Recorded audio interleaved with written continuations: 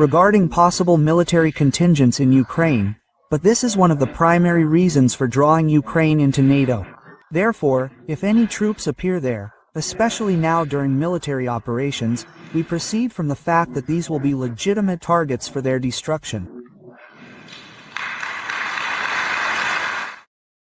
You see, that's a pretty popular view there in Russia. And look, that's what Russia has been implying for a long time, but now is outright spelled out, both by Peskov, pretty close to being direct, and then now direct. And that's an increasing common thing for Putin, to be very specific and direct about what he's saying. If you put Western troops inside of Ukraine and we haven't approved it or agreed with it, we'll simply consider them as a threat and a legitimate military target.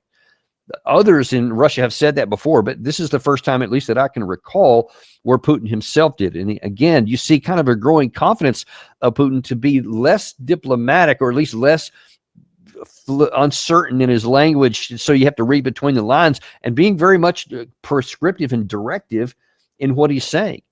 Now, I think that there are those in the West that actually are reading that and understanding correctly, and we'll get to that part in a second as well. But I mentioned President Zelensky.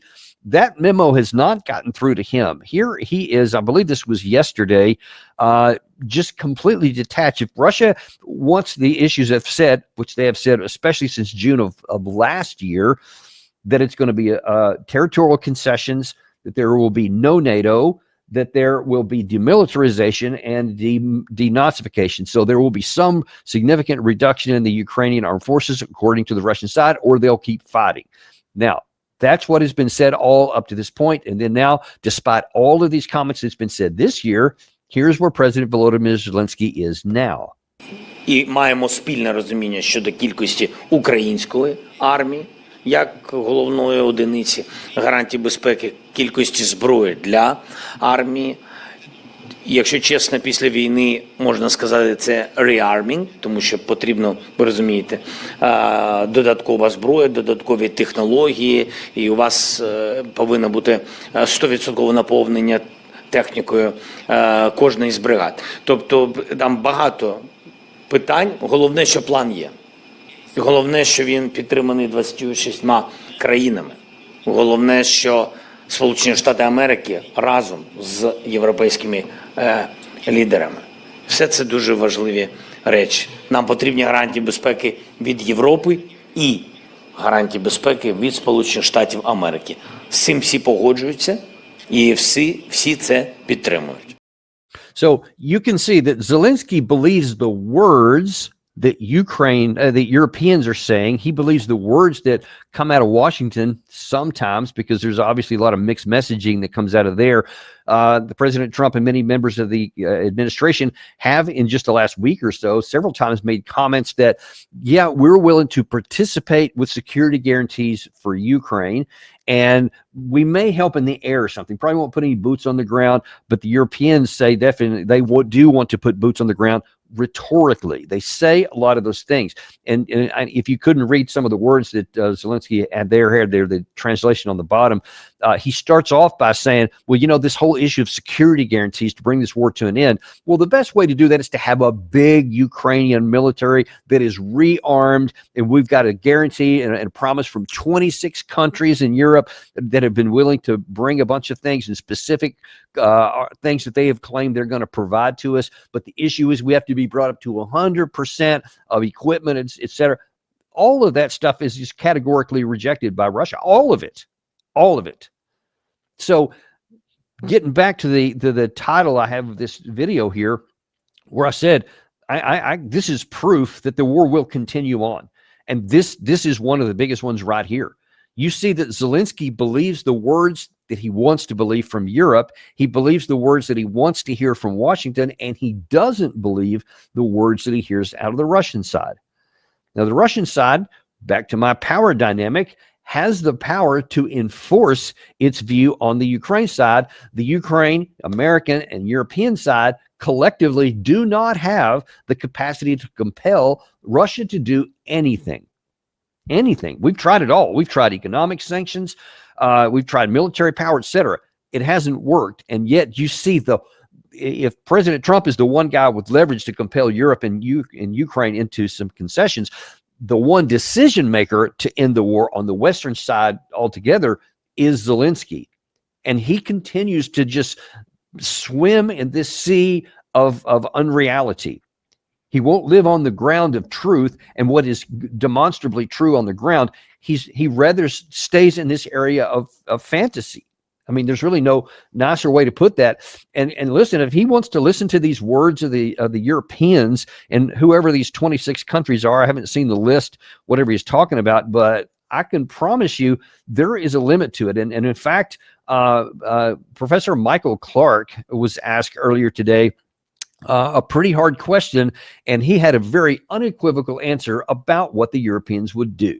Can you ever imagine a European force going in with American backing of some sort if Putin continues to say, no, I won't accept that? No. I mean, in that case, the war just goes on. I mean, I think in reality, we're in a process where where President Trump is zigzagging his way out of this war. He will give up on it. And the question then is, who does he blame for the failure? And already this afternoon, he has said that, why do you expect me to make all this effort when you, the Europeans, are still buying oil from Russia, which is partly true, but only partly true. And you need to put more pressure on China because they're helping the Russian war machine. Why am I, President Trump, having to take the full burden of all of this? Except that's what he wanted. But why is it my problem? It's really your problem because you're not doing enough yourselves. Now, we can argue about the rights and wrongs of what he said and the factual basis, but this is another element for him to actually get out of the whole thing, to blame somebody else. So you see there now listen, Michael Clarke has long been quite antagonistic to Russia, quite positive to the Ukraine side, especially early in the war. He was kind of trolling in some of these same, fantasies or so, but he has shifted over time. And I would say the majority of this year, he's given pretty frank assessments. Now he's trying to put a positive spin on it from the European perspective, but there's not much. I mean, I largely agree with a lot of the things he said in that soundbite right there. Europeans are not going to put their troops on the ground if there's no agreement from the Russian side. Just imagine, you think that any European, whether that's German, French, British, you really think that they're, with their limited military capacity, with their limited industrial capacity to sustain a war, is going to put their troops on the ground in Ukraine, knowing that Russia probably will make good on its threat and would attack them and potentially try to draw them into a war that they can't possibly win, and would just invite destruction of their armed forces and possibly even attacks physically on their cities? Of course not. They may say all kinds of things, and they do say all kinds of things, but that's always predicated on, number one, the United States being right next to them, or preferably right in front of them, not even behind them, but either next to or in front of. But without that, and I promise you, Trump is definitely not going to say, sure, I'm going to put American boots on the ground, or I'm going to do, even if Trump said, well, I'll give you some air support, I'll give you some intelligence support, but no boots on the ground. You put your European boots on the ground. Let's see how that goes. So if there's targets, they're going to be coming on the European soldiers. So I doubt very seriously that that's going to happen. I would almost categorically say it's not going to happen, because whatever ridiculousness a lot of these European leaders they at some point, they're not stupid and suicidal. They may have different morality that I can't really decipher and find abhorrent in many cases in terms of this war, but they're not stupid. They truly are not. And I think Professor Clarke there accurately says they're not going to go down that path. Now, if you just left it there, then you might say, okay, that's probably right. They're probably just a lot of rhetoric. Problem is, there are others in Europe who seem to be closer to the disconnected from reality view even than Zelensky, and that, unfortunately, is at the very top of NATO with the NATO Secretary General, Mark Rutte. Can you elaborate a little bit why you highlight this importance, even though Russia is clearly saying that they won't accept any NATO troops in Ukraine anytime soon? Yes, but why are we interested in what Russia thinks about troops in Ukraine? It's a sovereign country. It's not for them to decide. I'm really amazed. I'm not criticizing you, but I hear this question, of course, more often. So thank you for asking the question. But I'm really amazed. Russia has nothing to do with this. See, this is very similar rhetorically with what that BBC reporter in Moscow talking to Dmitry Peskov earlier I just showed you. He's trying to score rhetorical points, and he says, like, incredulous to the question, well, I mean, why would Russia have any say in anything that's going on there? Are you serious? Why would Russia have any say of what happens on the battlefield where they're engaged in an existential battle with their neighbor? I mean, they have every point to that. And the fact that you're talking that you still are acting like that the balance of power between the two sides cumulatively, instead of being the Western side here and the Russian side here, you're talking like it's the other way around, and you have some sort of leverage or some type of power to compel an outcome. And so with incredulousness, you say, why should he have any statement? Well, if that sounds familiar, it should, because we've been in this situation before where a previous Secretary General of NATO, Jens Stoltenberg in this case, had categorically nearly the same statement about Russia before the war started. This is from December 2021, standing right next to Volodymyr Zelensky when he was still wearing a suit, and Russian forces were surrounding the country. All of a sudden, there's a lot of rhetorical going around, and the issue there was Russia said NATO in Ukraine equals war. They had apparently told Joe Biden that directly. They definitely told Jens Stoltenberg, because in 2023, he revealed that publicly. So at the time he's going to be making this statement, he already knows that the Russian side has said NATO inside Ukraine equals war. But if you take that off the table, we're not going to. That will be the determination. That's what he knew at the time he made this statement. NATO support for Ukraine is not a threat to Russia. Ukraine has the right to choose its own security arrangements. This is a fundamental principle of European security. And the decision on whether Ukraine can join NATO will be taken by Ukraine and 30 NATO allies alone. So President Zelensky, thank you once again for coming to NATO and for our substantial discussion. We will continue to remain in close touch in the days and weeks to come. So you just imagine this for a minute, folks. So that's December 2021. So that is roughly 2 months before the war is actually going to break out. I think it was on the 16th of December, to be specific. So just over 2 months before war broke out. At that time, Crimea was in Russian control, where it had been since 2014 because of the events of the Maidan and the civil war that broke out after that. Crimea was never coming back. But at that point, even the Donetsk and Luhansk republics had not yet declared independence.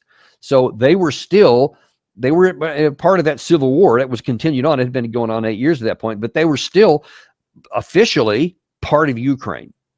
Had we just acknowledged reality at that point, no other territory in Ukraine would have been destroyed. Even the civil war could have come to an end if the Minsk agreements had been applied, which the Russians at the time were still saying that can avoid war too. Just implement the Minsk Accords, which means change your constitution to recognize the limited autonomy of the Donbass and the protections for the Russian-speaking people in Ukraine. That was the cost. That was the charge right there that Russia was giving, that there will be no war if these things happen. No NATO, and do what you've already agreed to in Minsk. There wouldn't have been a war. That means that, depending on how accurate these numbers are, I can't make any independent claims, but allegedly leaked information says that 1.7 million Ukrainians have been killed since that time. All of them would be alive today. And the tens of millions that have fled, I think it's 10 or 12 million, who've left the country, would still be there. The economy would still be existing. Ukraine would still be a whole country. All we had to do was acknowledge ground truth reality, and none of this stuff would have happened. All these people would be alive today. Russia would still be a relatively weak, both economic and military power. There would have been no reason for the BRICS to continue to coalesce the way it has, because it had been around for a long time before that. It had been only making incremental progress, and there's pressures back and forth from many countries. No big reason to go with them, because you still had the G7, you had the Western economic power that had been dominating since the end of World War II. And it was a pretty safe place to go. It's a safe place to put your money. India was kind of still waving in the middle and was happy to continue to be coming on our side. There would have been more opportunity to get them to come even further on our side. If you give the right incentives, all of those things would have been possible and did exist at that time. But because of our abject unwillingness, as Stoltenberg said there, in mocking terms, why would I listen to anything Russia says? We'll make that decision on our own. And they did. They kept it on the table. Russia had already said at that time, and I think it may have been shortly after that, they said that because you're making those statements, if you don't take NATO off the table, and if these terms of the Minsk agreements aren't applied, we'll use military technical means to correct it. So Putin had already, that's when he was kind of more in the vague area. He didn't say what that meant. What did technical military terms mean? But it was obviously pretty clear, but he was not as direct. Now he's quite direct.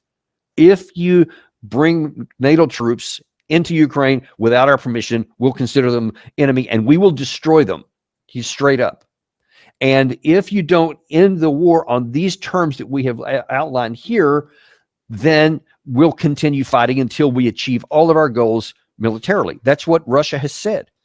And yet you still see Stoltenberg's successor, Mark Rutte, saying categorically near this same thing. Why should I listen to Russia about how whatever I want troops in here? That's their sovereign decision that we can make. Yeah, you can, just like it was then. And if you put Russia again in a position to where they either have to put up or shut up, they have shown they will put up. And you don't have the capacity to survive that. You don't want to get into a war with Russia because we don't have the military capacity. We don't have the industrial capacity. We don't have the manpower. We're not trained for it. We're not equipped for it, etc. So why go down a path that cannot succeed for us? It just baffles me, to say the least, because it's so harmful to Europe, harmful to Ukraine, and harmful to American interest. And it's just really puzzling why we can't come to that obvious recognition. Because now then we're in a situation where, again, and let's just show this from just a couple of days ago in Beijing, where President Putin, again, this time was not being kind of effacious with his words. He's being very direct and saying he still is looking for negotiation. Don't miss the first part of this coming clip here. He's still saying we're willing to negotiate and bring this war to an end at the negotiating table so nobody else has to die. There's a but. I still believe that if common sense prevails, an agreement on acceptable way to put an end to this conflict, it is possible. And since we can see the sentiments in the U.S. administration under the leadership of Trump, so we don't hear just mere statements, so we see the sincere desire to find a solution. And I believe there is light in the end of the tunnel, so we will see how the situation develops, how it unfolds.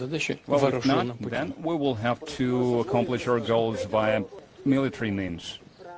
Yeah, he's just unambiguous about it. We are eagerly and aggressively trying to negotiate. Look, if this was just a bunch of words, there'd be no value in going through all this rigmarole about trying to have a negotiated settlement of detailing their terms, of continuing to engage in all this diplomatic involvement. If they were just going to say, we're just a conquering horde and we're going to take what we want, they would just do it. But they do continue to say every step of the way, we will still end this with a negotiated settlement, but the longer you wait, the worse the terms get. And now he just categorically says, and if you don't agree to these things here, then we will accomplish our goals on the battlefield.